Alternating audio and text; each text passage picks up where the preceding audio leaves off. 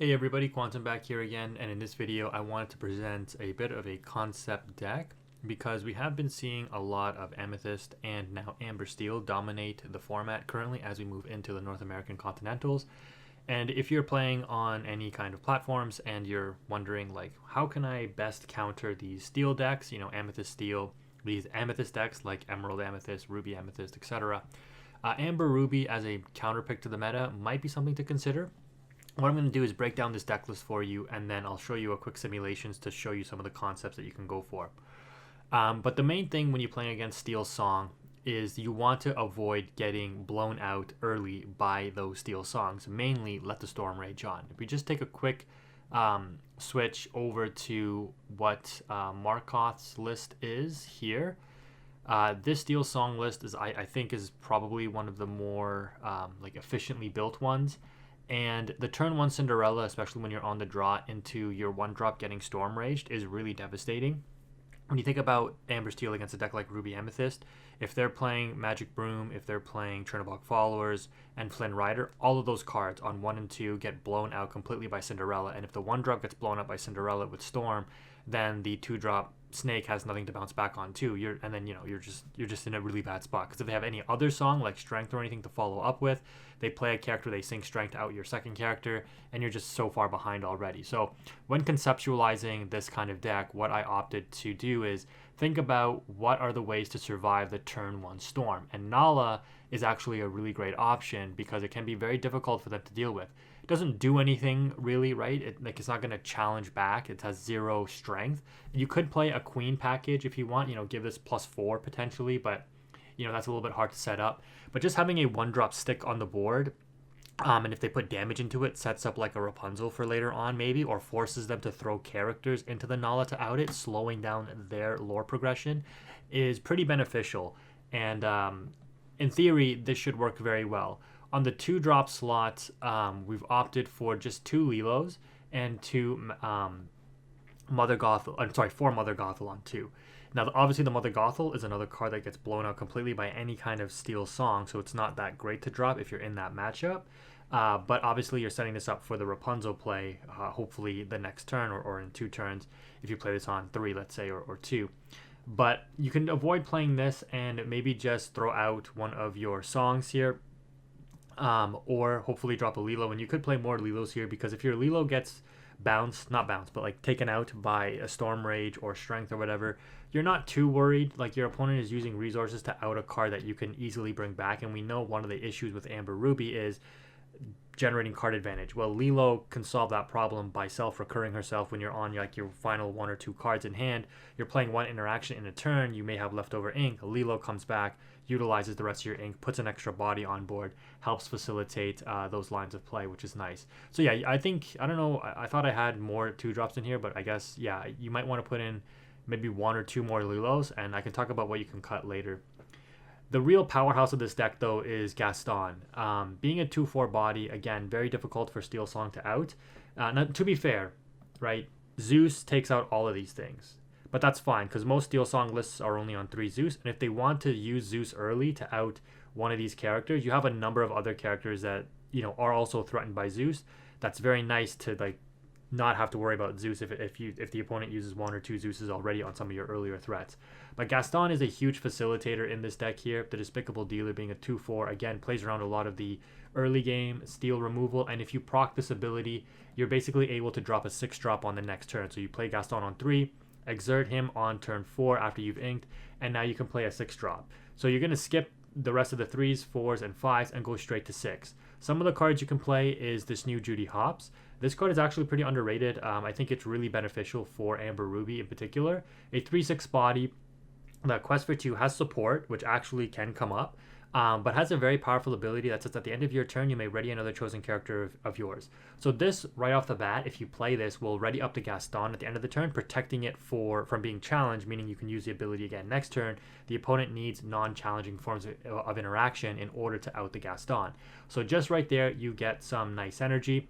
You can also go for a turn 4 Snow White, a 3/5 body. Again, demands Zeus to be answered. And if you guys watch my channel, you know I'm a huge fan of this Snow White. putting this down early and then being able to recur advantage, this is one of the ways that an Amber Ruby deck can generate advantage. Get back your Nala, get back your Cinderella, get back your Mother Gothel that was outed by the Steel Songs. Now you have free ink for the turn, right? Pretty powerful. And then again, if you follow that up on turn 5, let's say, because turn 4 you exert Gaston, play Snow White, maybe your Gaston gets taken out. The next turn you ink again, and then, you don't ink again. With 4 ink, you play the Rhea, you quest with Snow White, and then you recur a resource, you play the Rhea for their 4 ink, and then you ink that resource you bring back with Snow White, for example. Then you just, Rhea triggers, you ready up to Snow White, again, protected from being challenged. So, like, there's a lot of nice little combo pieces that work decently well. And what's nice about a deck like this, and this is coming from, like, a Yu-Gi-Oh player, and Yu-Gi-Oh is a very combo-heavy game, you don't want to set up your deck so that you need exactly very specific things in order for the combos to work. You want to be versatile with your deck. And I think this deck fulfills that because you don't necessarily need Gaston into Judy. You could do Gaston into Judy, Snow White, or Madame Medusa. So you have a number of different options that it works well with. You can set up a Shark, which threatens, generating, again, just like Snow White, generating a lot of advantage through recurring actions and songs. And your opponent now has to think, do I want to exert my stuff? So this card could be a wall. This card could be a resource recursion. Obviously, we know Medusa is a card that outs, like, more or less anything, especially on turn 4. And then, on turn 5, if your Gaston does live, you can do turn 5 Surfer Stitch, right? Especially if you have, like, Lilo in rotation for later on in the game. This card also helps you generate the extra body to trigger the Surfer Stitch, but this just helps you facilitate additional draw engines. Of course, you're still running the Rapunzels here for the heal and draw. And again, if you noticed, everything in this deck, well, not everything, but a lot of things in this deck are X4, right? Nala, easy to trigger 3 and heal up with Rapunzel. Mother Gothel obviously comes in with 3 damage. Gaston is a 4, can take up to 3 damage. Same with the Sisu. All these things can take 2 to 3 damage, which procs Rapunzel. And then if you recur Rapunzel with Snow White, I mean, that's just game. Like, you're not losing that game, honestly. But yeah, everything here is really big for the Rapunzel, making it hard for steel decks to out them too, right? Because of the high willpower. What's also interesting is the reason why you might be wondering, why are we playing Cinderella as our 1-drop as well?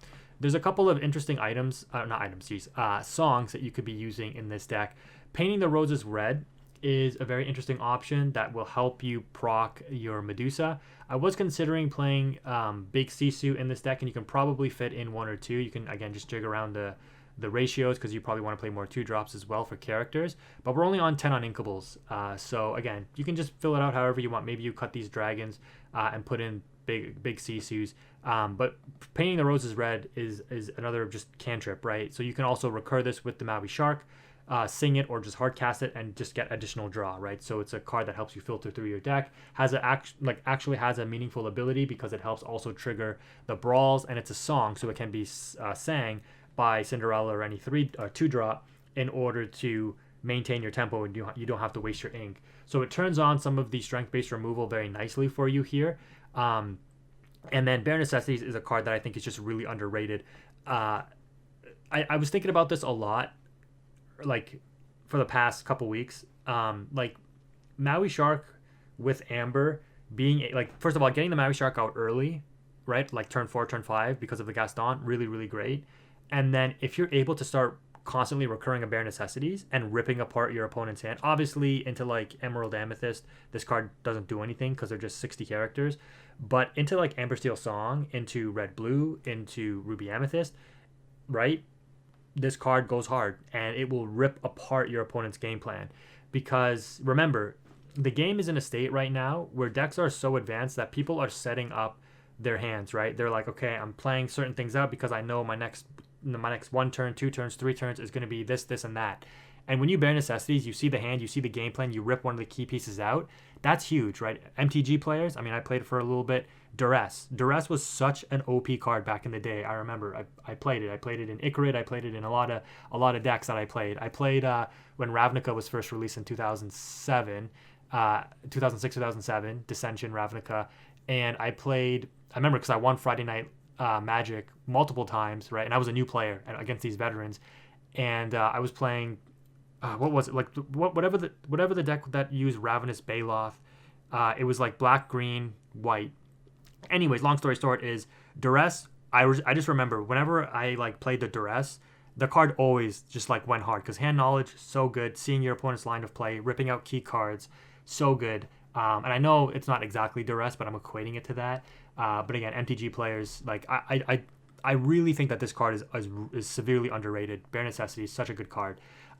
Your other songs, World's Greatest, you can play 2 of this. Helps out like Steel Cinderella, helps out obviously like Tamatoa's, opposing Maui Sharks, etc. And then a Pirate's Life as well, just for the clawback against the aggro decks, which you shouldn't really have a problem with because, again, you are on the Ruby removal. And again, you're able to facilitate pretty decent statted characters where you can trade positively. So yeah, in concept, it seems to work fairly, or seems to come together fairly well. One of the revives, again, another action that's recurable with Maui Shark, being able to Shark, take out a threat, bring back the revive, play revive, get back a Rapunzel, heal the Shark, right? Pretty niche combo, probably not going to get that off, but just imagine if you did. That's insane, right? Maui Shark is basically coming down and saying, you can't do anything until you answer this Shark because I have utility, I have toolbox options in my discard pile. That's going to facilitate any number of different plays, right? Do they risk, if he gets back this Painting the Roses, does he threaten playing a Sisu for on me next, right? And again, with Gaston, if he survives, can you play that Sisu early? That's devastating, right? Turn 6 Sisu, that's crazy, right? Like, whatever they played on the first 5 turns, is just getting wiped out, especially if you have the Painting the Roses. So, again, a couple of interesting lines of play that is not tailored to one specific, like, I need X, Y, and Z cards. Any number of these combinations of cards will work together, which means that this deck is a little bit more versatile and not just like, if I don't see my exact line of play, I lose the game. And again, low on inkable count, so very, not very prone to bricking. You still have a lot of the power cards that you normally play in both Amber and Ruby, right? Like Rapunzel, the Sisu being an overstated body, coming down on 3 if you don't have the Gaston, or the Gaston facilitating that amazing early deployment, I guess you could say, of these 6 drops. Absolutely crazy.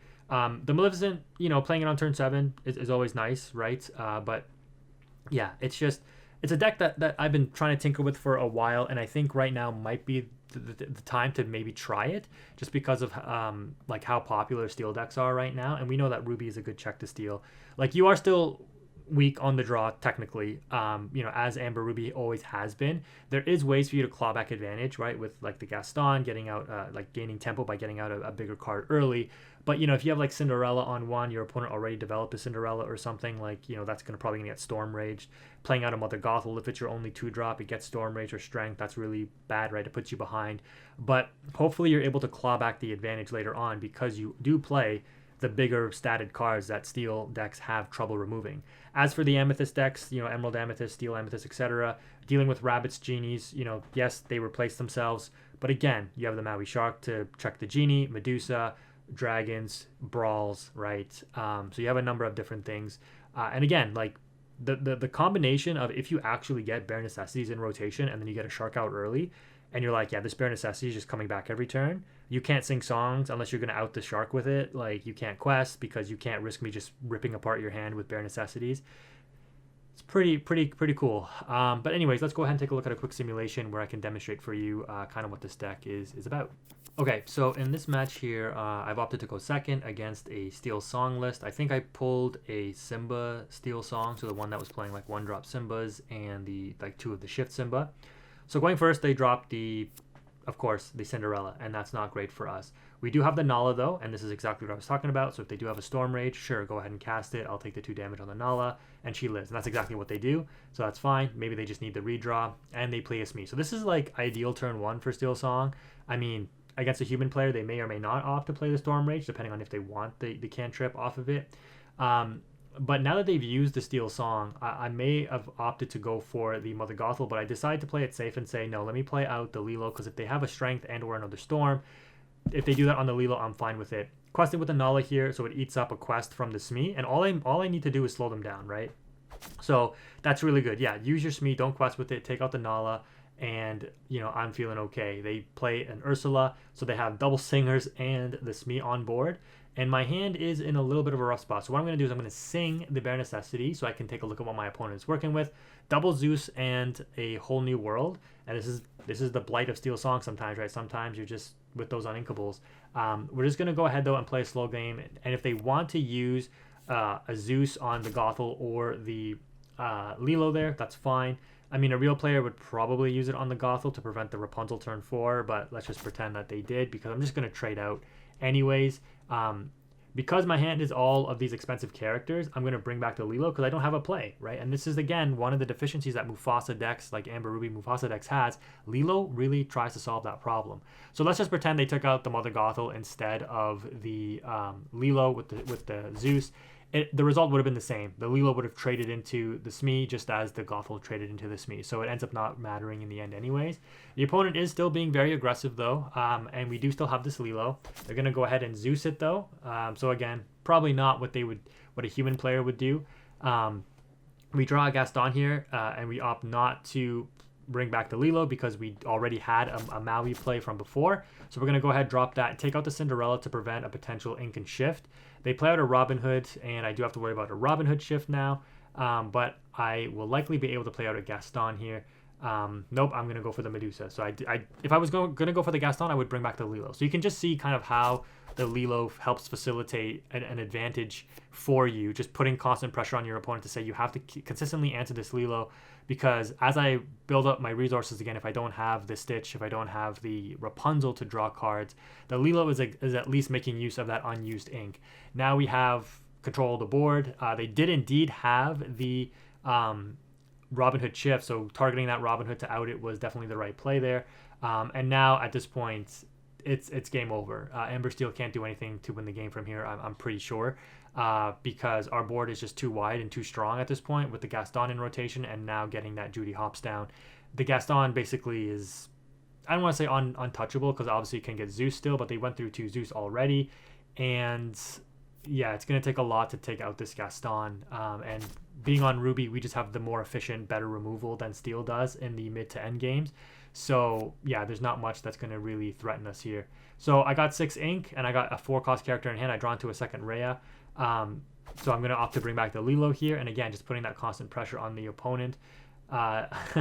You know, playing this makes me want to buy foil Lilos. I only have 1. I should probably buy 2 while the Boxing Day sales are around. Because I've said it before, like these Lilos, man, they are good. Not just in this deck, but in like every Amber deck, Amber Steel Sonic, etc. I think Lilo is a really good card. Anyways, the Judy Hopps is going to trigger to ready up a character, and if I inked, I also was able to ready up a character with the Rhea. So I'm just keeping my important cards readied. The Judy also has support, and so what you're going to see here is another kind of cool interaction. So the Lilo being a self-occurring resource, and if you're able to ready up the Judy with the Rhea and then use Judy to ready up something else, like you're keeping, again, your important cards readied up. The +3 that Judy has on support gives it to Lilo, right? Sure, Lilo is a free resource for me. Take out the 4 strength, 4 willpower Simba, and I can just recur the Lilo again next turn. Yes, I lose out on 2 lore, but that's fine because, again, I have total control of the game. And you can see the Bare Necessities did work in that match, right? It stopped the whole new world, which is what Steel Song needs to do in order to facilitate their game plan. You know, playing all these songs and outing my board for free is great, but if you can't redraw into your advantage, your game plan kind of falls down. Speaking of which, there is the whole new world being hardcast. And again, at this point, the game is over. So I'm just going to show you again some additional lines of play before I end out the game. And yes, a simulation. So, you know, this is just showing you some of the potential combo pieces that you could go for against decks like Steel Song, against Amethyst decks, which really rely on your cards being tapped down. The Amethyst decks, that is, in order for them to generate advantage. Like, Fox isn't trading out into something if it's not tapped, right? Like, Fox would trade positively into Gaston, but if you end up doing Gaston and then drop Judy and then ready the Gaston at the end of that turn, you know, a Fox play isn't going to answer the Gaston, right? They need, like, Fox on board already, drop the Elsa, that kind of thing. So this deck does have some play into the meta, I think. Obviously, on the play, Amber Ruby is very, very strong, so I don't think anything needs to be said about that, but it's really about on the draw, what can this deck do? And all you really need to focus on is how do I survive long enough that I can start getting my engines rolling, and at that point, I'm pretty confident. Yes, you are a little susceptible to board wipes and things like that, like B preps, but you're not really all that weak to Big Sisu. I mean, yeah, your Gaston gets taken out, but they need like ice blocks and stuff to take down your Judy Hops and your Rayas and whatnot. And then again, you still play like Maui Sharks, Maleficent Dragons, and or Big Sisus. Small Sisu here on the Exen 4 one that you will likely have a lot of strength. And yeah, you can just see going super wide on a non-Ruby deck. Easy clap. If you made this far in the video, let me know. Thank you for watching. Drop a like if you did enjoy it.